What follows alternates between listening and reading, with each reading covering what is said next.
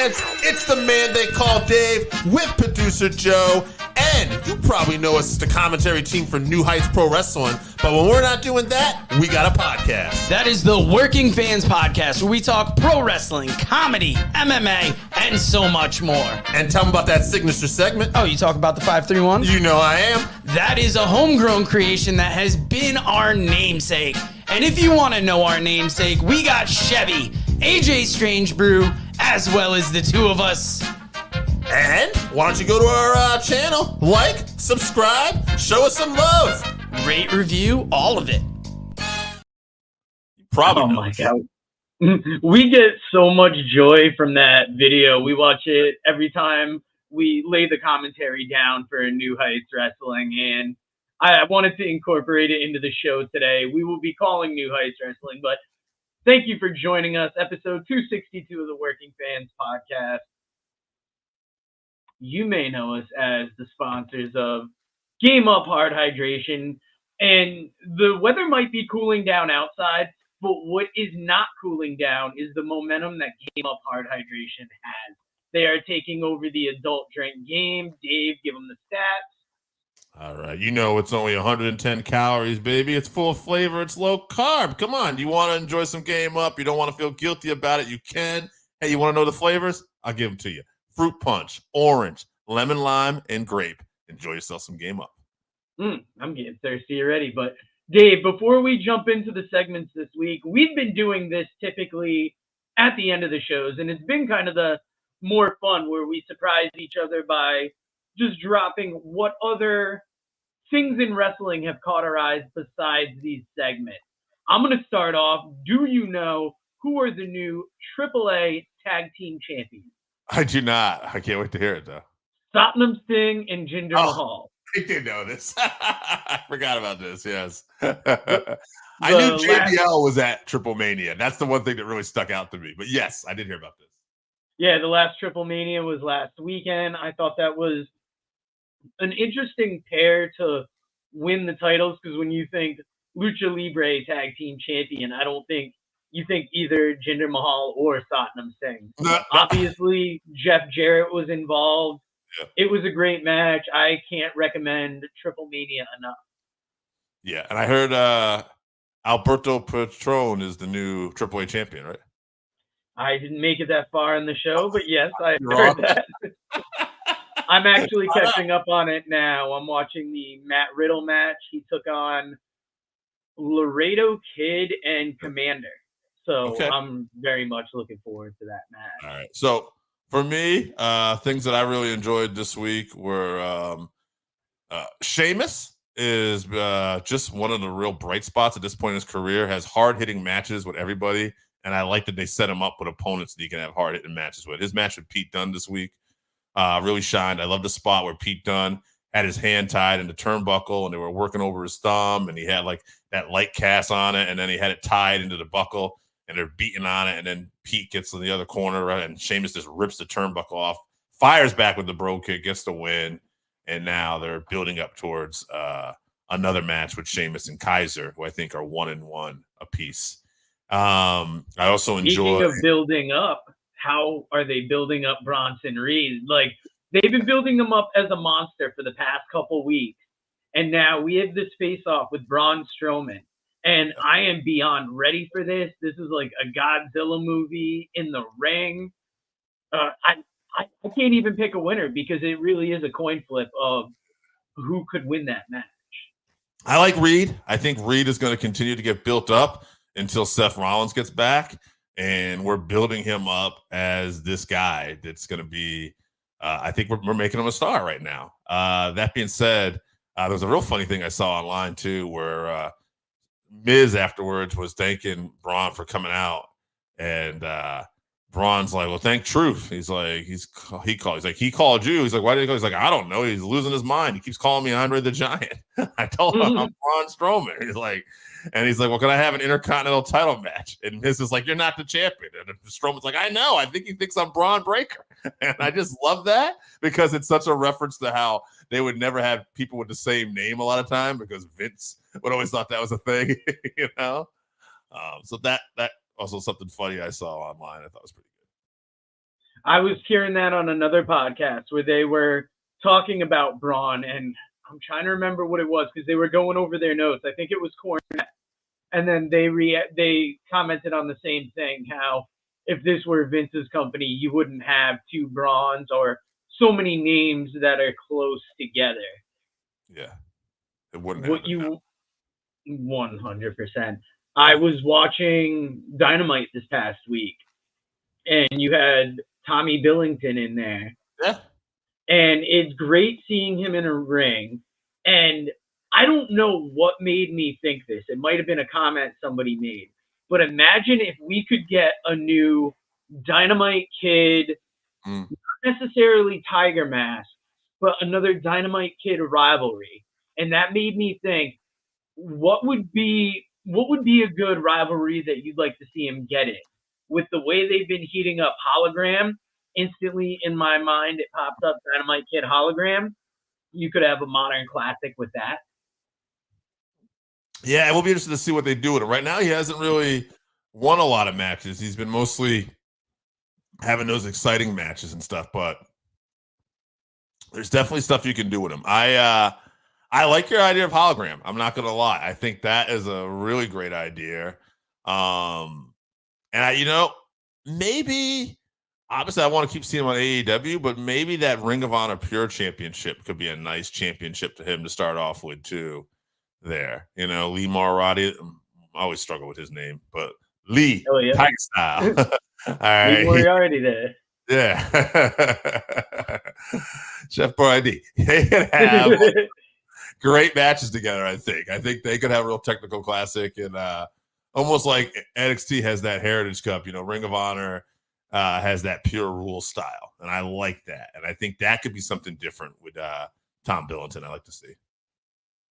Definitely. And I love that you brought up NXT because it's been one of the standout shows of the week. And I wanted to come up with a comparison this week that we haven't put into short form. And that's why I wanted to compare the championship run so far of two of the better current champions, Oba Femi and Ethan Page. Now, it's going to be interesting because it can't be a straight one-to-one comparison. No. Ethan Page hasn't had that title nearly as long, but I feel like the impact he has had with it has been huge. It's funny you chose the words impact too, because obviously he's going to have a match with Joe Hendry of TNA Impact Wrestling. And I think that's what's interesting about Ethan Page's win is that he came right from AEW and he didn't win the title at first, but he got a rematch and then won it. So he won it relatively quick. And I think he's created a lot of waves. And it's interesting because Oba Femi has been built like a monster, right? He's been like a modern day Goldberg, I said before. And I think for that, he's got a little more momentum. But what do you prefer, right? Do you like that big monster or do you like character? Because Ethan Page is coming out in segments week after week. And he's coming off like a kind of a Ric Flair like champion, right? In the sense that like he's getting embarrassed sometimes by these people, like the metaphor, right? But he's still keeping his title. He's winning. It's a short reign, but so far that's something I would compare it to. It kind of reminds me of that classic heel. I'm going to get my butt whipped, but I'm going to find a way to win, and I'm going to brag about it the next day. Or I'll lose by disqualification, but I'm still going to brag like I won. Definitely. Oba Femi, though, I've actually enjoyed, I know you pointed it out the other week, how him and Tony D'Angelo have taken turns interrupting each other. Yeah. And Oba Femi is always such a big part of the show. Yeah. He's like a current guy that you could see being in like a Vince McMahon, WWF, WWE. Mm-hmm. And they've been just progressing him just enough where it's like you see enough to get excited, but I don't feel he's been overexposed. And I really enjoy that because, that North American Championship, it's that secondary title. And I don't know, who's going to take it off Oba Femi. Do you think Tony D'Angelo is the one? No. I think the fact that he got a little momentum on Oba was interesting. It shows that they want to keep Tony D'Angelo strong and they want to build something here. And it's the first time I've really saw that I can remember Femi kind of laid out in a segment, where it was straight up too. D'Angelo turned it into a spine buster, laid him down, and Femi was just kind of sitting there selling on the ground. I was a little kind of I had mixed feelings about that because I like Femi being built as a monster and keep going. I almost wish that the family would have kind of got involved for D'Angelo just to get that little bit of a nod there, or just something, because Oba Femi looks just so unstoppable. I mean, it won't matter because they're going to eventually have the match. And Tony D'Angelo is a guy who's really grown on me. I wasn't really feeling a big mobster gimmick, but he plays it so well. But that being said, there's no way I see Femi losing this title yet. I just don't. I think he's still going to be built up. He's going to at least be on the CW when that launches as a champ, because if you're looking to go on a new network and you want to have some stars on it, you also want to have people that like catch your eye that are different. And Oba Femi, I mean, he's got that it factor for days. Definitely. NXT's got a lot of things coming up. They've got that move to the CW. You mentioned the shows with CM Punk, Randy Orton. They're building up well for No Mercy. There's a lot of good stories there. And before we get into our last segment of the day, a preview of this weekend's upcoming All In event, if you want to talk about great stories, I know a man with just the right book. Hey, all you goddamn wrestling fans out there, listen, Old Black Bart has got a book. It's called Wrestle Black Bart. It's got some dead good stories in there about some dead good wrestlers. Read stories of Dusty Rhodes, the Von Erich, Scott Casey, Sergeant Slaughter, Roddy Piper, Mr. Fuji, Ron Bass, Bruiser Brody, Mike Davis, the Grappler, and many others. And I guarantee you one thing, that it'll be the best dadgum read you've had in a long time. Get your book today at Russellville.com or on Amazon. Russellville, it's where wrestling lives.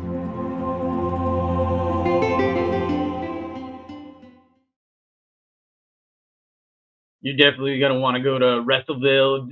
I don't know if the sale is still running, but Vinnie Barry was selling the Lance by Chance book for like $12.95, and that is such a steal for that book. It's such a great story. The inside the ring story is interesting, but that man's life outside of the ring is much more interesting. And what I find interesting is AEW All In London this weekend. We've got some big matches on this card. Yes. We are going to go down. We are going to preview it. We are going to predict it. And before we get into the matches, what match, if you had to pick one that you're most excited for, what is it? It's Danielson Swerve, because I want to know if this is going to be Danielson's last match or not. I don't think it is, but I don't know. But if it's Danielson's last match, I'm there for it. It's going to be a very interesting match. I'm kind of leaning towards Toni Storm and Mariah May. To me, it just feels like the match it's the story that's been going for so long. It's probably the best story I think AEW has going right now. But we're not just going to talk those matches. We're going to talk every match. Yes. So, Dave, you got that lineup? I got it ready, baby. I got it ready. I knew you'd want this. Let's make some predictions. What do we got first up? All right. We got on the pre-show. We're going to do all the pre-show too here. We got Chris Statlander and Stokely Hathaway versus Will Nightingale and Tomohiro Ishii. Joe, am I saying that right? Tomohiro Ishii. Oh, Tama. All right. Old Tama. Tama Tonga. All right. I got Ishii and Nightingale here. Yeah, it's obviously the comedy in this match is going to be seeing Stokely go up against Tomohiro, seeing the Stone Pitbull really take it to him. So it's got to be Ishii. I liked it so far, too. That's the only pre-show match I see. I thought that's interesting. Yeah, I mean, I'm sure they'll probably there's got to be a match or two. And I'm assuming that we're going to include since everything's been taped ahead, there could be spoilers in here for what's going to happen at All In. So we'll see. Right now, we're going to start off, though, with the rest of the main card, and we're going to start off with that match that Joe's looking forward to the most. Timeless Tony Storm and the Glamour, Mariah May.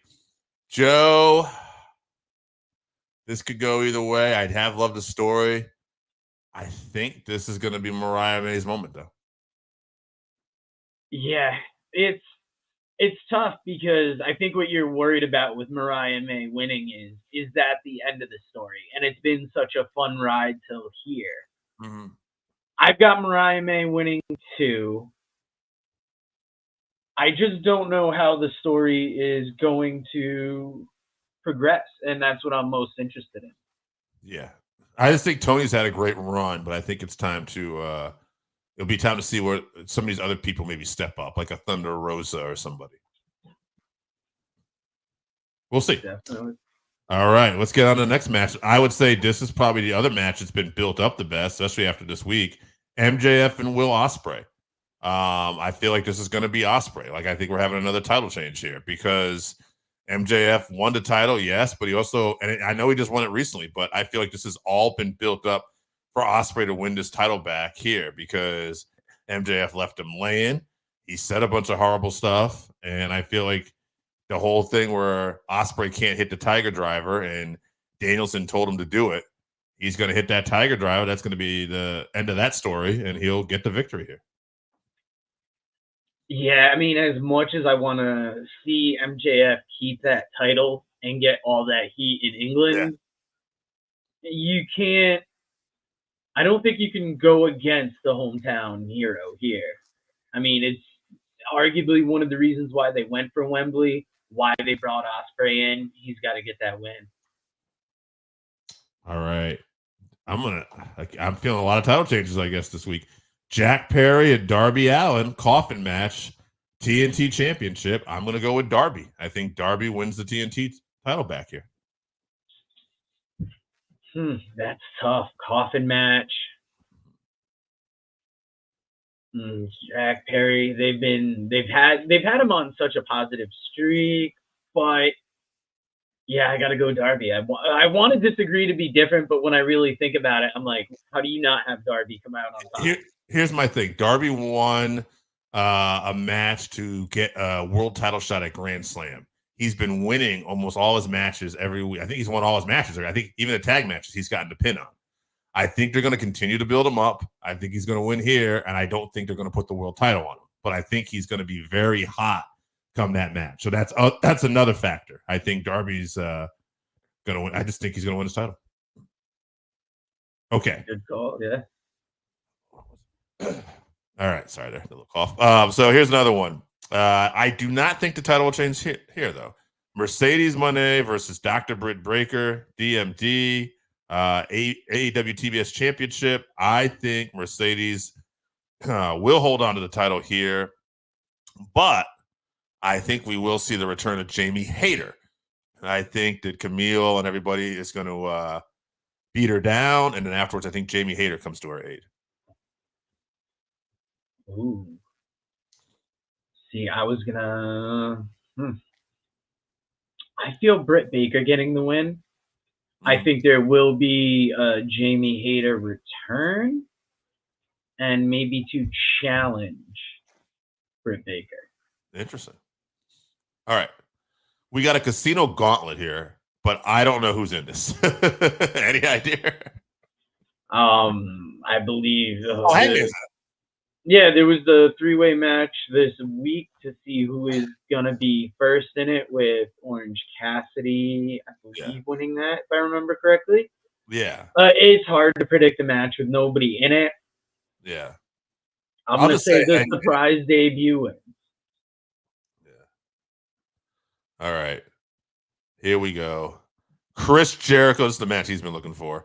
Chris Jericho versus Hook for the FTW Championship. If Hook loses, he can never challenge for the FTW title again as long as Jericho is champion.